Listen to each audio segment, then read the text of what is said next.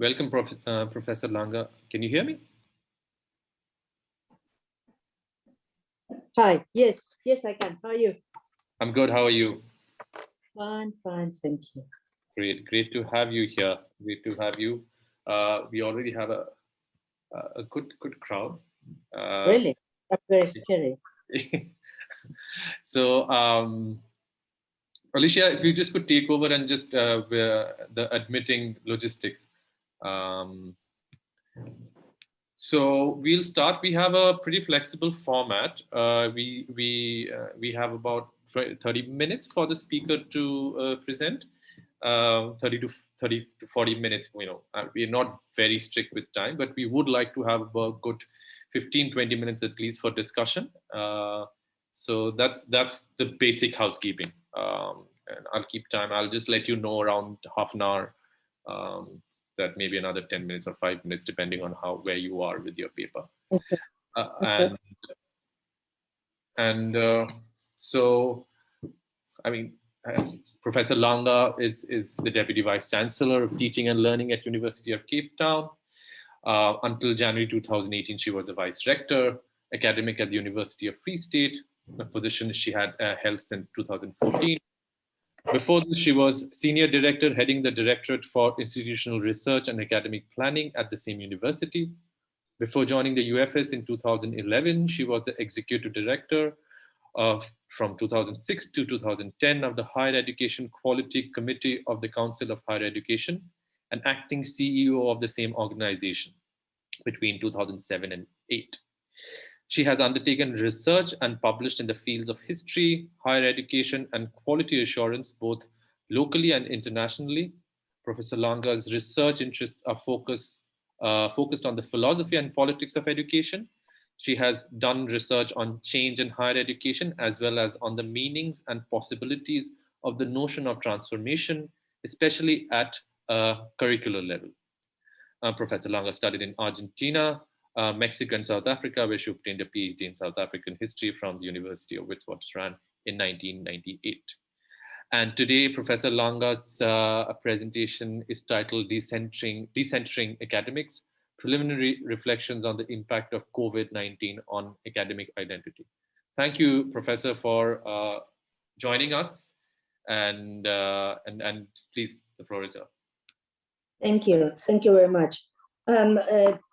I do not know whether you go in such extensive presentation of your speakers at this seminar. It seems to be an excessive privilege.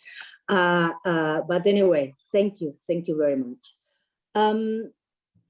Colleagues, first of all, I want to say thank you for this. In some respects, my presenting a paper here is almost a misunderstanding. On the one hand, I wanted to come to your seminars to learn and to sort of take a bit of a break from the dull part of my work, which is 90% of it. And I ended up in a situation in which I was invited to present a paper instead of listening to one. So it seems a relatively unfair deal, at least for you.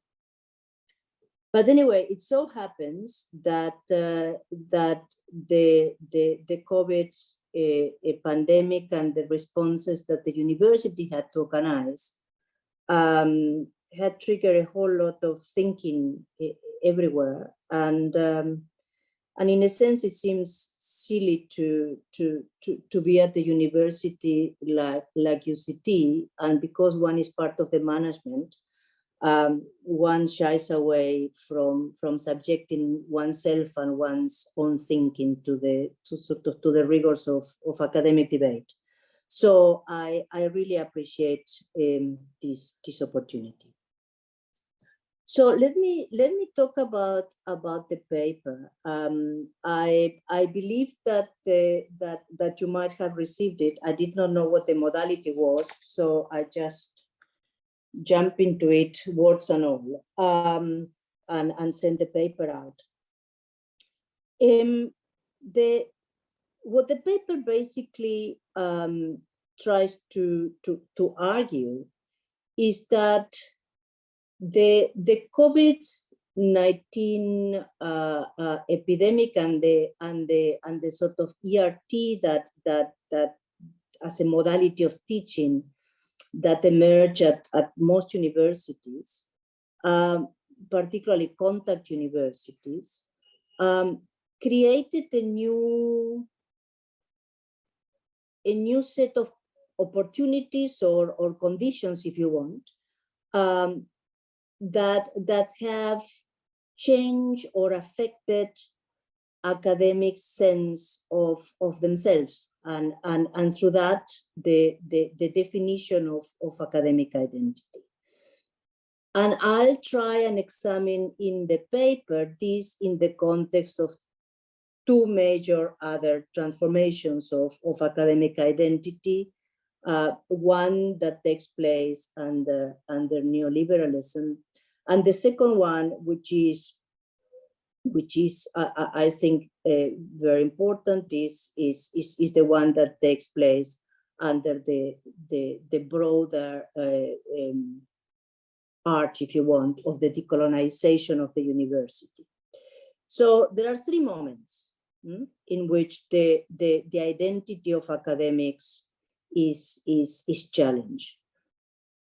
In the first one, I argue people feel cornered and diminished and preoccupied, and things change. But people still have the opportunity of keep on doing more or less what they were doing before, if we reduce freedom with more demands, etc. In the second moment, what happens is slightly different, because academics are questioned in terms of both the epistemological basis of their disciplines, and are questioned in terms of their own identity and ontology as individuals.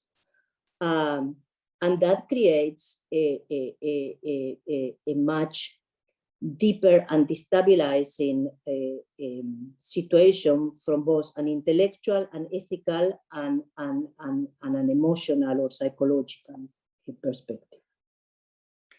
This third moment comes with a different dimension that I hesitate to label, but I mean, for lack of a better denomination or designation for the time being, I would like to call sociological, because it affects time and space. So whilst in the first two moments, academics were at the university, walk into classrooms, or were kicked out of classrooms, but I mean, they have a space and they function in terms of the timetable of the university. The COVID situation basically kicks out academics from the time and space of the university. And I would like to talk about what are the different components of this kicking out, with inverted commas, and also what are the consequences that this has. So this will mean discussing the first three parts of this paper, and leaving the more political and rudimentary part of the argument out of the discussion for now. So I think that and certainly based on what we did here at UCT, ERT changed the rules of teaching. We were used to teach students with the notion of a certain amount of time that was going to be dedicated to learning, and that has to be curtailed because of the situation of the use of technology and students' possibilities of adapting to that. We were used to a relationship with the students in which the academic that walks into a classroom immediately has a sense of the atmosphere that it is in the classroom, and what is happening and establish contact and sense of presence, whilst the fact that we have to use asynchronous modalities of teaching under COVID meant that we were not present in a particular time. So, and of course, at the same time, because of, again, of technology, bandwidth, etc., the image, the physicality of ourselves and of the students were again erased because our presence was replaced by narrated PowerPoint presentations and other types of videos that were serving the educational moment. On top of that, I mean, everybody who is a teacher is, I suppose, one way or the other a performer. So the performance that academics used to deliver became much shorter. So from a 45-minute performance to a 15-minute performance, the notion of an argument that it is development, that it is developed, the possibility of an actual performance, of the professing and showing a certain mastery in the discipline, were completely displaced by the needs of the delivery. And the other element, which I think it is particularly important in terms of the emotional features that affect the academic as individual, is that in general, before preparing a lecture was an individual task that it is done in the context of your office, that it is done between yourself and the books and the materials and the things that you prepare, your research, etc. So, and now everybody needed help. Everybody needed somebody to teach how to manage the technology, how to make things better, how to design the same courses. So suddenly there is a new prominence given to specialized people, to specialized professionals who are helping academics to do their jobs. So there are a number of ways of reading all of this. Certainly one is from the point of view of what do those changes mean for the conceptualization of academics as workers, for the organization and composition of the academic workforce at universities. But there are also a number of other elements about identity that have to do with the other roles of academics, whether you can do as much research as you did before, whether your pastoral role in this particular, under these particular circumstances, has increased considerably. And there is evidence, certainly at our university and at other universities, that there have been a remarkable increase in the pastoral role that academics have performed during this period. So those are the kind of issues which I think are important to understand. But the most dramatic aspect of all of this is what happened with the notions and experiences of space and time. And I think that this has two elements. On the one hand is how academics perceive their own space and time, and then what happens with the space and time inhabited by the students and how the two of them sort of meet, if you want. So in a sense, our life on campus happens in a space and in a time which is notionally, if not politically, neutral. So it's the same for everybody. It's the same timetable, are the same spaces in which we all inhabit. The students are in their residences, in the classroom, they circulate through the campus. So we all share the same space, and our lives are regulated by the same timetable. So it's a very clear and linear logic that affects everybody, at least on the surface, the same. In this new position, the situation changes completely. Not only because academics have their children, their cat, their dog, the gardener, the ringing on the bell, etc., happening at the same time that they are trying to teach. And so there is a certain exposure of the academic as individual that gets filtered through these things, but also because the reality of the life experience of time and space for the student become real. So suddenly the notion of the inequality and the differences amongst the students and between our lives and the lives of our students become quite strident. So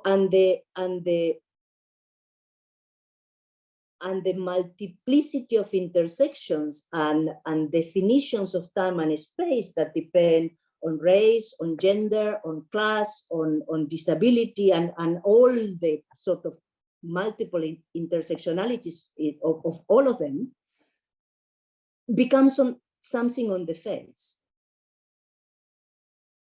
And again, I think that in a place like South Africa, with its sort of colonial and apartheid history, the conditions of the post-colony and the multiplicity and contradiction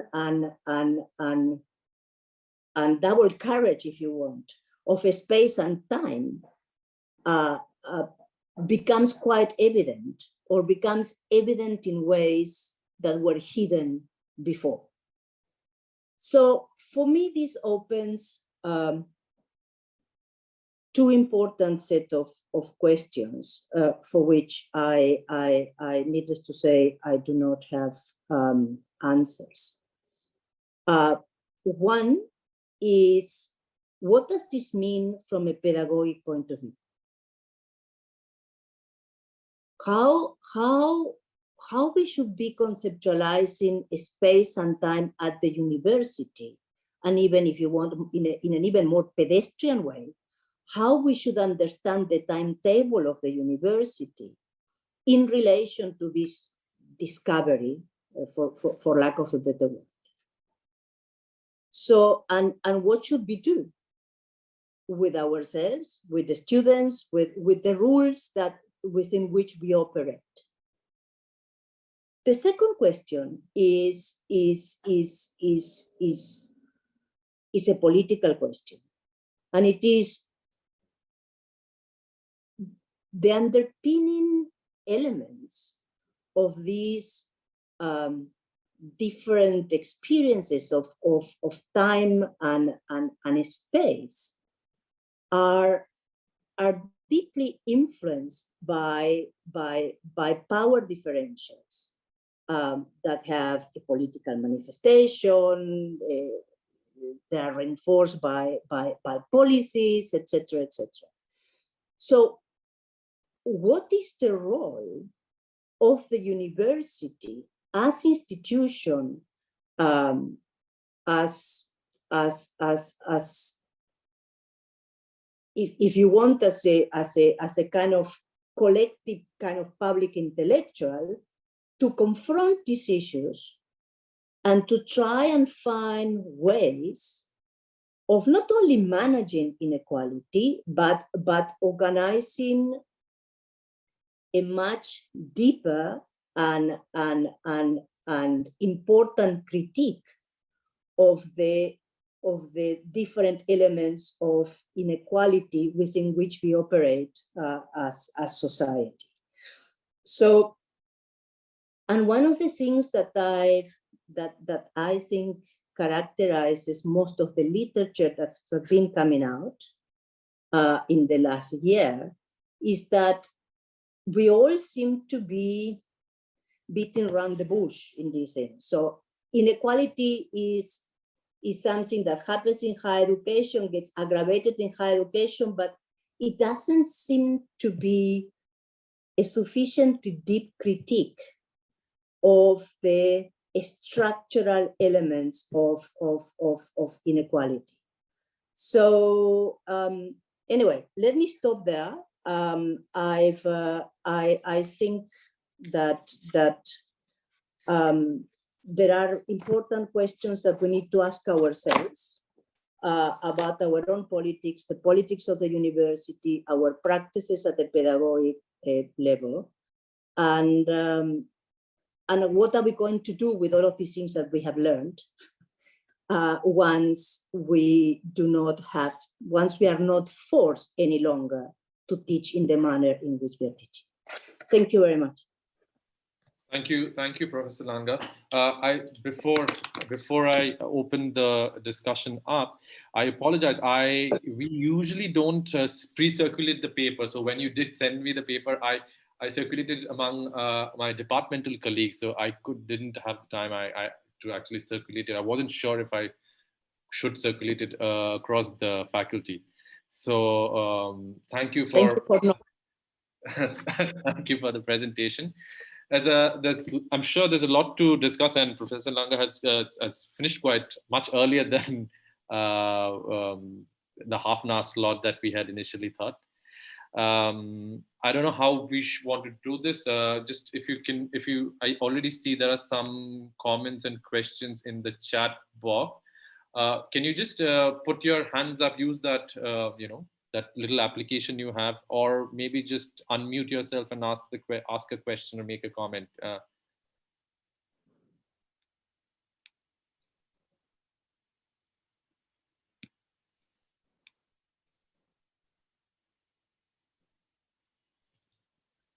I see that Carolyn has a comment. Carolyn, maybe yes. She can. Yes, maybe Carolyn, do you want to just? I'm happy to help kick off the discussion, although my point is somewhat oblique to the line of argument that Lisa's pursuing. And that is that I found that the presentation and the paper triggered in me or forced to the surface some thoughts that have been somewhat latent in me. And that is, I'm not at all sure about the future of the institution of the university as we know it. And by that, I mean, in some respects, the university owes its existence to the need for people to be in a single space in order to operate in that collective round that we constitute. The scientists had to be able to speak to the ethicists, and everyone had to be able to get into the library to read a shared pool of books that extended beyond their immediate expertise in order to not be simply a disciplinary node of expertise. So in addition to all the questions that Lise poses about the way in which the apparent equality, such an awkward word there, but anyway, the apparent equality of us participating in campus life, in addition to all those questions, lie these underlying structural reasons why the university exists in the form it does. And our experience over the last 2 years has seen us understand so many of those conditions as evaporating and being replaced by other relations. So it's an oblique comment, and I'm sorry, it's not the right way to start the seminar, which is why I put it in the chat rather than raised it as a question. Thanks. And Lise, may I say how exciting it is to have a DVC presenting a paper like this in an academic seminar for us to start to consider these questions intellectually, which is what we want to do, because questions of inequality require every bit of our intellectual capacity that we can possibly bring to bear and our political understandings. Thank you, Karen. Thank you, Carolyn. I think it's a perfect way to start, kick off the discussion on the contrary.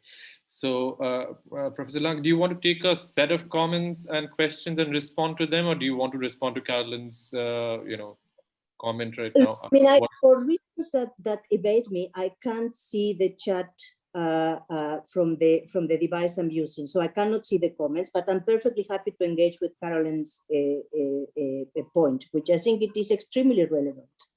Okay, why don't you just, maybe you can comment and maybe others can come in. I don't see immediately any hands up. Maybe you can just. Okay, cool. Okay, so when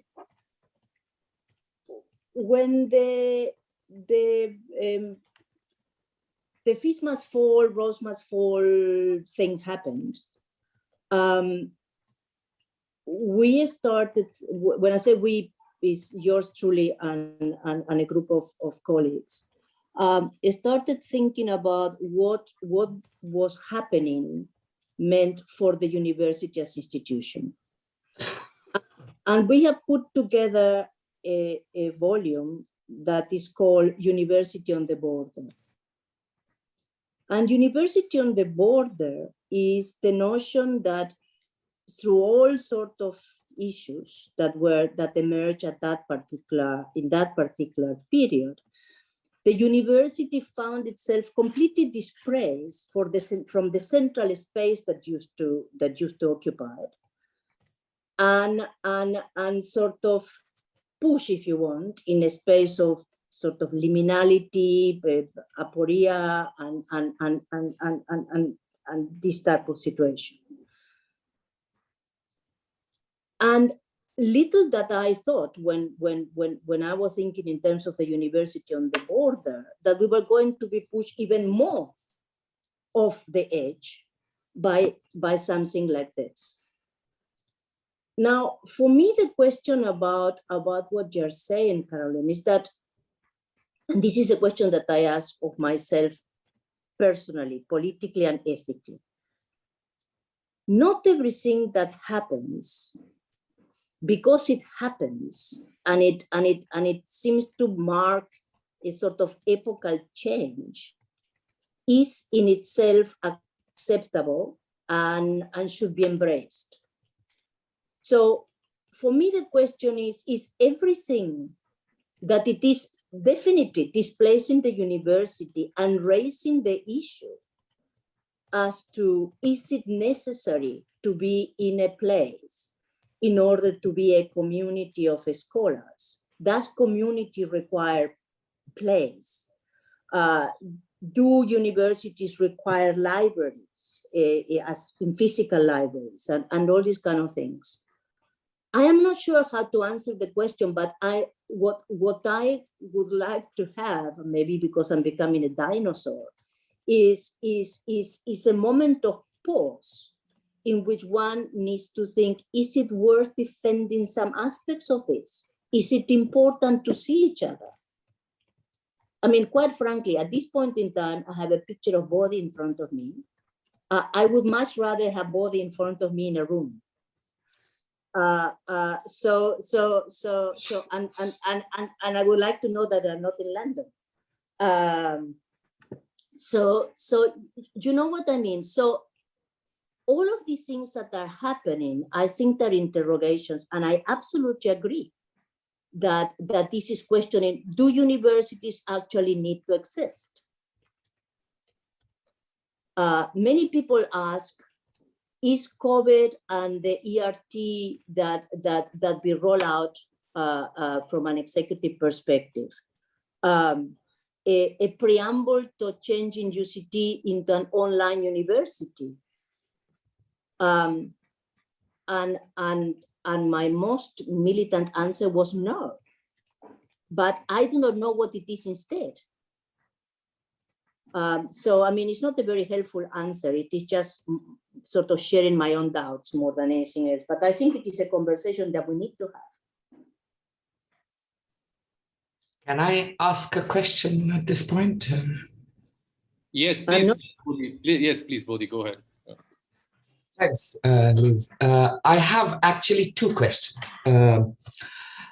One is kind of, relatively immediately kind of suggests itself after listening to you, and I had the good fortune of reading the paper as well. What kind of disciplinary divisions do you think we need to introduce into this category of teaching to assess this new situation? Because as we know, for example, do non-narrative disciplines fare better in a crisis moment like this than narrative disciplines? Because teaching on the ground looks quite different from the way teaching is imagined at the top, right? So that is kind of just one. It's just trying to push you a little bit to disaggregate this idea of teaching, because certain kinds of teaching can actually flourish over a remote mode, and certain kind of teaching can actually suffer. I mean, even in the humanities faculty discussions, we constantly hear how the performance-based arts are suffering, while, for example, the narrative seminars can go on, and so on and so forth. So that's just an immediate kind of question. The second question I have is to introduce another distinction, and that is, you are among the historians mostly now, and you are a historian, so I'm going to kind of ask a little bit of historian's question, which relates largely to the infrastructural side of the question, right? Because, for example, as a historian, we know that when, for example, the shift from the workshop, master's craftsman workshop system to factory system happened, right? We have that entire late 18th century, early 19th century contemporary discussions in terms of a loss, in terms of loss of craftsmanship, in terms of how many people have lost their jobs, and particularly in Romantic historiography, that notion of industrial revolution actually has continued to dominate for a very long period, as you know. But later, with the pace of industrialization, the aggressive kind of massification of society, that kind of romantic reaction that immediately came out of particularly for people who were used to or accustomed to doing things in a way at that particular time, that doesn't govern the historiography anymore. We still talk about the loss, but we also talk about the generative, the productive side of this transition from workshop to factory, right? And I'm often tempted to think in those terms in our current situation, because most of the time what we hear is a discourse of loss and lament, and essentially, this we all have it, like how much we miss actually being in the room, how much we, I keep complaining to my seminar class that I cannot take them to the pub after a long seminar. So all these things do make up our known cosmos of teaching. But if this indeed indicates not simply a temporary aberration, but beginning of a new realignment of the teaching, kind of the space-time compression, etc., that you mentioned in your paper. And I was actually thinking of the feminist time geography of Gillian Rose and others, that these time geographies constantly change and they respond to the infrastructure, they respond. So I'm just trying to think that as a historian, how would you also, to what extent will you be open to admitting some of the generative, productive aspects of this? rather than simply a story of breakdown, collapse, crisis, and loss? I say it's a very, very nice question. Both of them, Spotty. Thank you. In relation to the first one, I think that there is a difference, and I think that some things fare better than others. I've seen some extraordinary work done in the non-narrative disciplines. Fantastic ways of setting exams, experimentation, even laboratories online. And yet, some concerns by staff about the need of having the students in the labs, etc. Hence, now we have all of engineering and half of science back on campus, and of course the performing arts students. But I also have heard academics, particularly in your faculty and in law, finding it really, really difficult, and the students also. But what I find interesting about the complaints, and this sort of might be a bridge into your next question, is that what people are lamenting is the lack of presence, physical presence in the classroom in order to pace the argument and the performance itself. And with due respect to all the proper academics, the ones that are in the classrooms are not in Bremner, I think that there is also a matter of egos.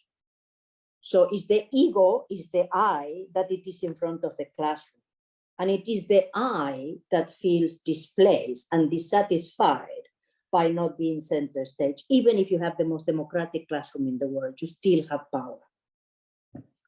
I think that the new situation is probably asking us to reflect on the changing role of the academic in the teaching and learning process.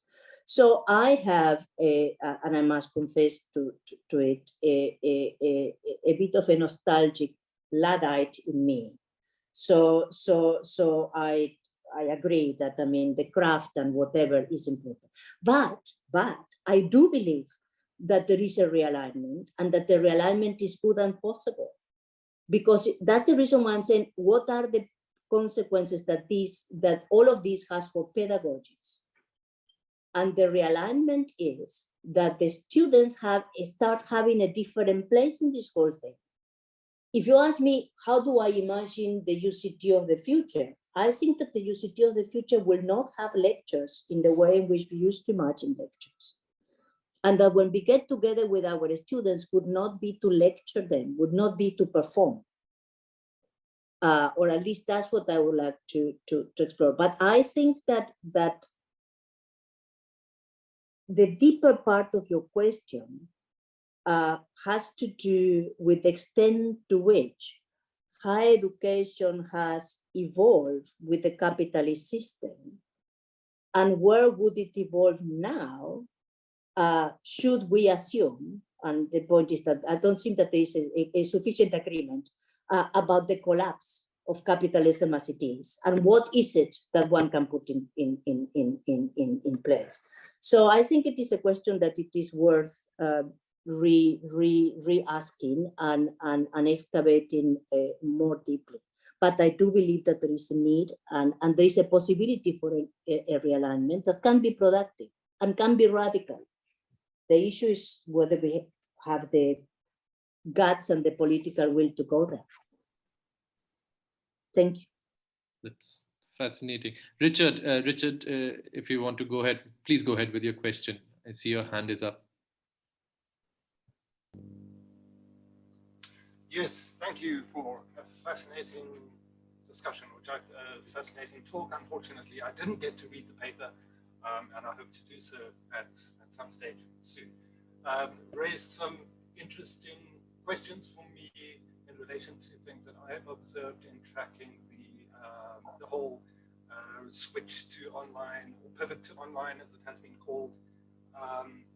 And what I have seen, and I would like to know if you've perceived this as well, a kind of polarization between the academic as cyborg/commodity who's embedded in technology, and the academic as somebody who has a heightened responsibility to care and ethics with regards to the students, because you know, a lot of what we have experienced has really brought into relief and highlighted inequalities and inequities that our students experience, and power relations between academics and students, for example.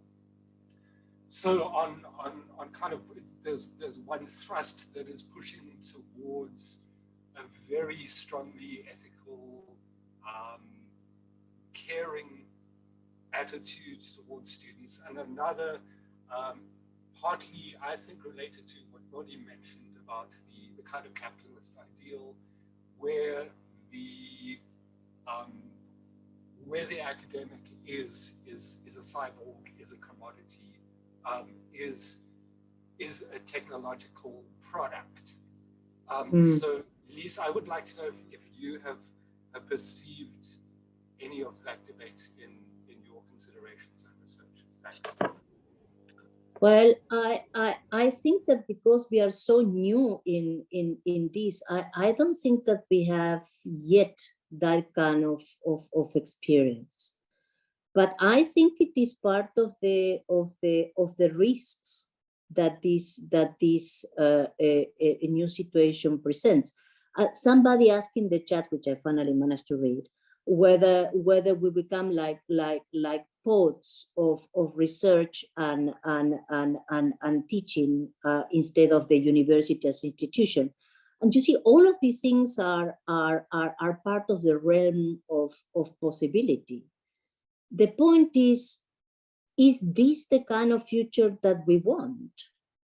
And is there a point that it is educational, that it is political, and that it is ethical, if you want, to resist the extreme manifestation of this, and that sort of allow us to look in terms of the new realignment, but that carries a certain number of consensual statements, if you want, in terms of what is it that we want to do, and it is not something that you are forced into. Like this sort of, like, you know, it's a sort of, is this going to be a kind of subprime crisis for higher education, or this is something that we can harness in order to make it work differently? So that's what I would say. I haven't seen yet that level of desperation, but I'm sure we can get them. Thank you, Richard.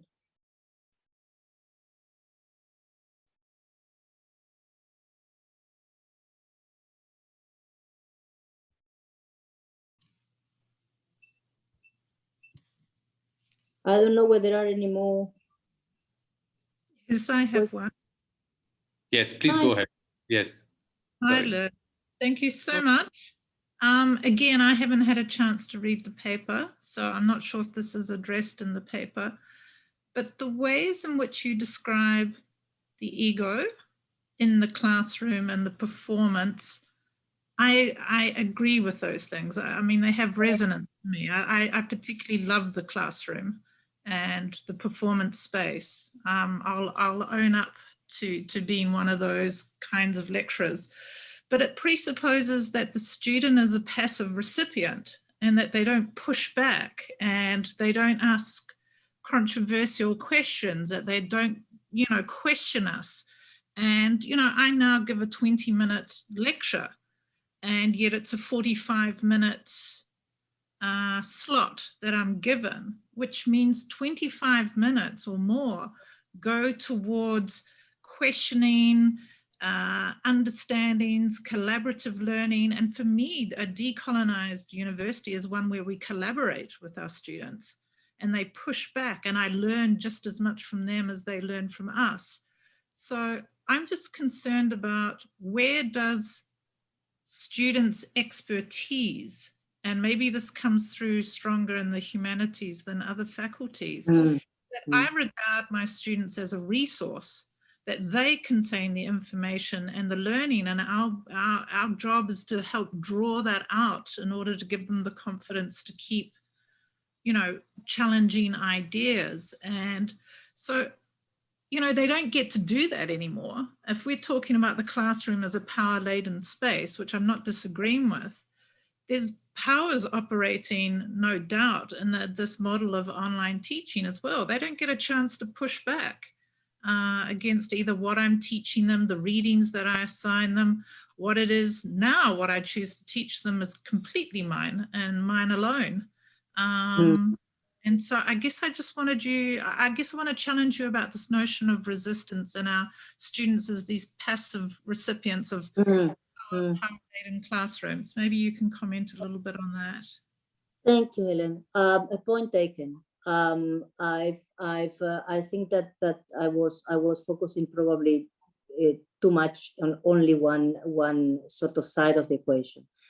But you see, I think that the problem is that when you have some of the constraints, technological constraints that we are experiencing in the manner in which we roll out this thing, the students themselves are disadvantaged in that participation that you are mentioning. You know, if my internet is going to fall, if for the next half an hour I have an environmental noise that prevents me from actually participating and listening properly to what, you know, these kind of things. So I think that has created a more ratified type of environment. I do agree with what you're saying, that when there is a progressive pedagogy, a much more decolonized environment, the student becomes infinitely more active. But I think that the sort of realignment of that I see happening with this is precisely that if you take away the lecture as a performance, then the presence of the student in the space is precisely about creation, about pushing, about being together in a different way. But I think that, I mean, thinking in terms of the paper, I think it is an observation that requires sort of being taken in the argument. So thank you for that, and thank you for working with your students in that way. Thank you for the question, Terry. I see Terry, your hand is up. You want to go? Great. Thanks. And thank you, Liz, for a really interesting paper. I just wanted to build on the previous comment. I was sort of thinking, and I know you're focusing on the academic side of things here, and the paper is explicitly doing that. But the question of student performativity that was brought up in the last lecture. So students are performing as much as the lecturers are in these spaces very often. And I was also wondering about the notion of the social capital that comes with actually being in the physical institution, as opposed to the, I assume, displaced or lower level of social capital that comes from learning through a computer for students. And linked to that, in some ways, is the question of scale. Right, so there's one, the exclusivity of being a student within the institution and what happens to that, and two, the exclusivity of being an academic within an institution. I mean, as these things get scaled up in radical ways, and we're already seeing that in the last few months, what happens to the notion of exclusivity, which in many ways is key to the subjectivity of the academic, is that we often see ourselves as an exclusive bunch of people, for good or ill. I like your question. Thank you. Look, I mean, in terms of student performativity, I understand what you are saying. I think that introduces a new and interesting perspective in which I haven't thought about it. But of course, it is evident that, I mean, particularly this generation, performs in more ways than once. So I think it is a valid question for which I must say I do not have a coherent answer. The other one, I think it is fascinating, and I think that the issue of exclusivity is one of the questions that we need to ask ourselves. I mean, some of the lament of, and again, comes possibly from some of the most traditional academics at the university, has to do with that. Has to do with my exclusivity, myself, my being is being replaced by a computer. And how much longer am I going to be able to exist without being replaced by the computer? And I think that that's one set of issues. The issue of the social capital that comes with being at the university, I think that that's part of the issue of the neutrality of the space, I mean, to some extent, that I was talking at the beginning. Because once all the students are here on the campus, the library is the same for everybody, the residents, if they are in res, is the same or more or less the same for everybody, the laboratory, etc., etc. So there is a kind of upping of the social capital, and it at the same time is homogenized a bit, at least in terms of the tools available, if not in the basis. So how do we manage these things into the future, and how we make this combination of a completely differentiated, sociologically determined space and time with the apparently neutral space and time of the university, and we make the most of it? I do not have an answer for that, but I think that we need to work together to try and find it. So, but I wonder about the issue of scale that you mentioned. When would this happen and how? But thank you very much. Thank you, Terry. Still have a good 5-6 minutes left. Questions, comments. Nigel, you go ahead, please. Thank you, Liz. I have enjoyed this session and your paper very much, which has raised all sorts of questions that have been troubling me, been on my mind. But one of the most basic questions is, it seems that the staff are doing more work and the students are doing less work. You've explained how it can be very stressful to be a student, and there are all sorts of difficulties to overcome, adaptation to the new environment, etc., etc.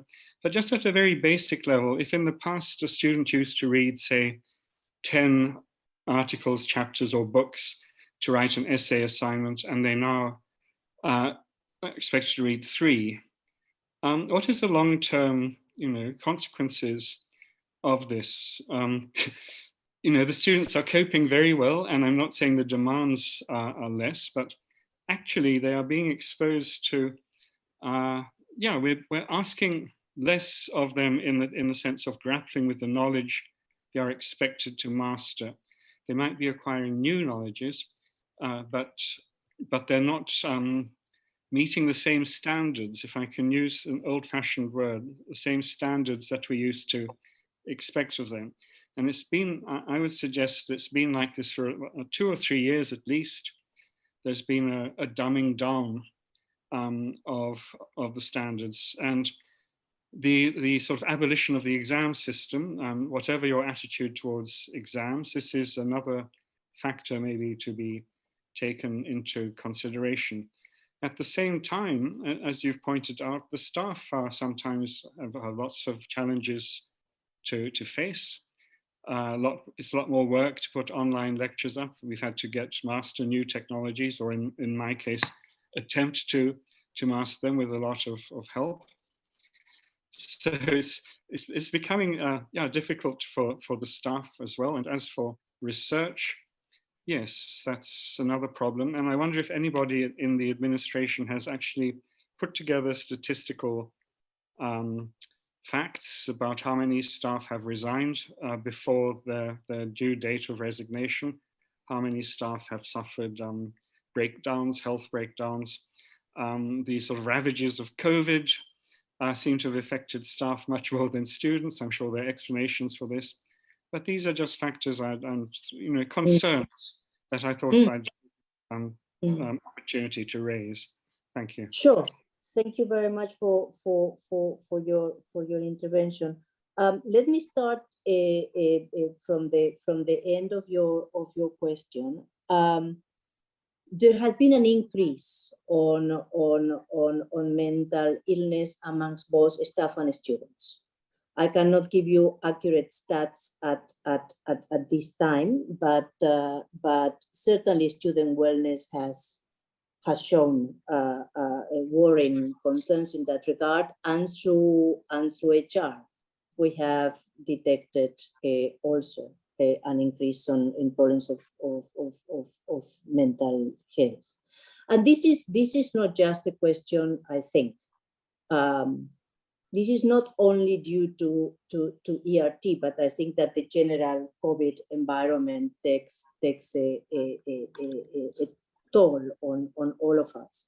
But I have no doubt in my mind that academics have been overly demanded, that had been incredibly stressed, and that this year and a half had been extremely hard.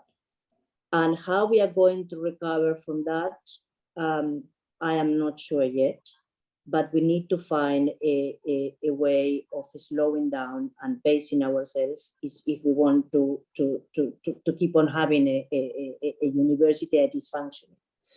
So that's on the one hand.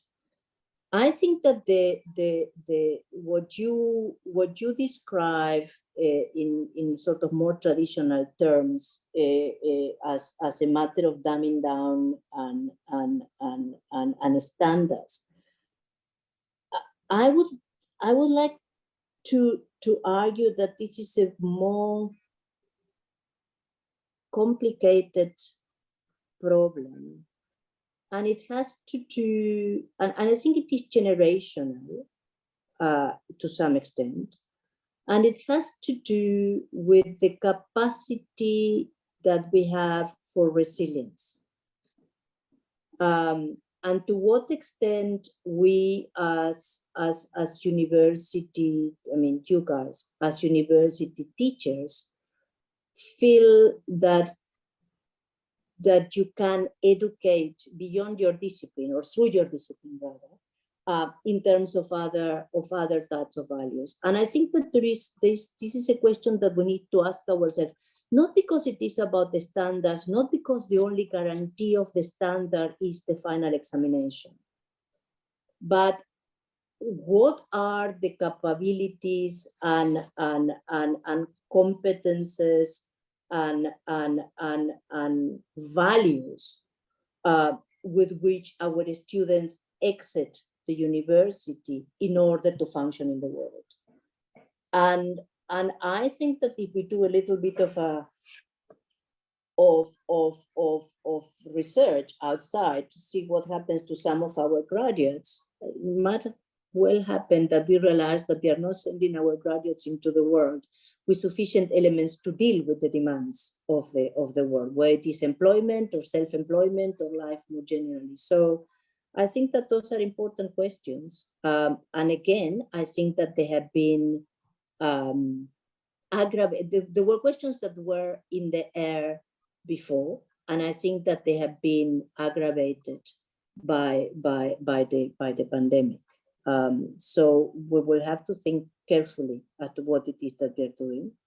And I think that the staff, academics asking in some cases for the reestablishment of invigilated examinations in certain disciplines in particular, and for students coming back to labs and to be on campus, etc., has in part to do with concerns about learning outcomes and these type of things. So, but like everything else, we detect the problem, and solving is always a work in progress. So being aware is not enough to sort it out. Thank you very much. Thank you, Professor Lange. There is a comment. Jamia has made a comment. I think she's building on what you're saying, and there are a couple of questions there. So we have come to the end of our hour. If you have a little more time, there is one question. I know Tim wanted to ask a question, and Jamia's question is on the chat box. So if you, I'm happy to answer if she wants to ask a question. yes, if Tim, go ahead. If you can ask your question, and then you can take Jamia's and Tim's question together, and maybe we can conclude with your response. Good afternoon, Liz, and everybody else. I'm not from the humanities faculty. I'm from CHED and EDU in commerce. And something that we've sort of noticed is we are effectively flipping the classroom, whereas before we were being performers, like Helen was saying, which is all very fun and easy. But I see the first years are really struggling with this new way of being, even though they've had a year of being in school where they've been online. We're in residence, we're seeing more mental health issues, and to a point, the students are missing out on that interaction that they would normally have in first year. And I wonder if we, as part of our future modeling, we shouldn't be moving towards more flipping the classroom, moving away from the direct lecturing, but maybe not in first year. I think in first year, we need to build up those building blocks and support students in how they adapt to university. And then from second and third year, we can start moving away to more online, but more smaller group discussions. And that's irrespective whether you're in the sciences, commerce, or humanities. I think the first year experience is something the students are really missing.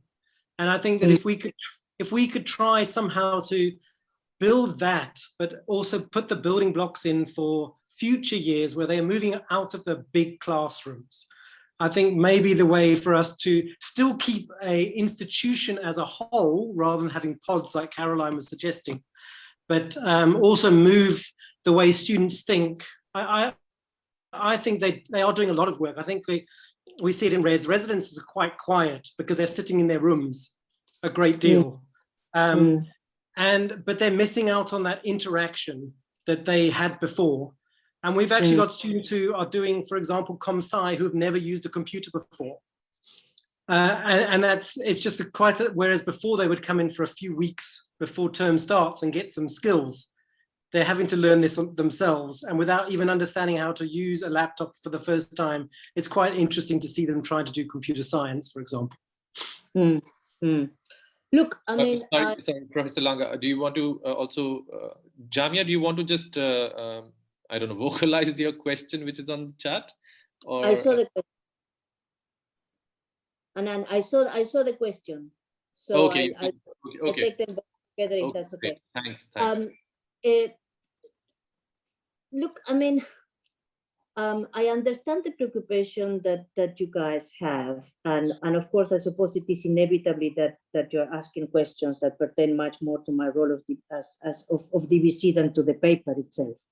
But I mean, that's fine. I don't think that we have a model yet, and I'm not entirely sure how we are going to do this. What I do know is that we need to change the manner in which the university looks at its curriculum from an organizational point of view, from a pedagogic point of view, needless to say, all the other matters that we've been arguing since 2015. And a very important part of that review will have to be the experience that we have had during this time in terms of what are the best modes of interaction with the students, the best modes of putting materials on the table, the best types of relationships that need to be established, and nets, if you want, that needs to be put in order to take care of students. The issue of the dumbing down is a complicated matter. I mean, we know that in some faculties we have had to simply annul tests because the students have absolutely colluded in terms of their answers. Those are the ones in which we knew that this was happening. But there are other cases in which there are suspicions that this was happening, but it hasn't been easy to prove, etc., etc. So there is an issue in that regard. It might have to do with impotence, concerns about the situation, insecurity, all of those things. But we need to deal with this. In some cases, the students have performed better because they have been taught better and have had better examinations. So it's a combination of things. I think that the issue of the demand is something that we need to address as university. It is okay if UCT demands more, but the more that UCT demands has to be doable by UCT students. And right now in some places, this is not doable. So I think it is a conversation that it is worth having.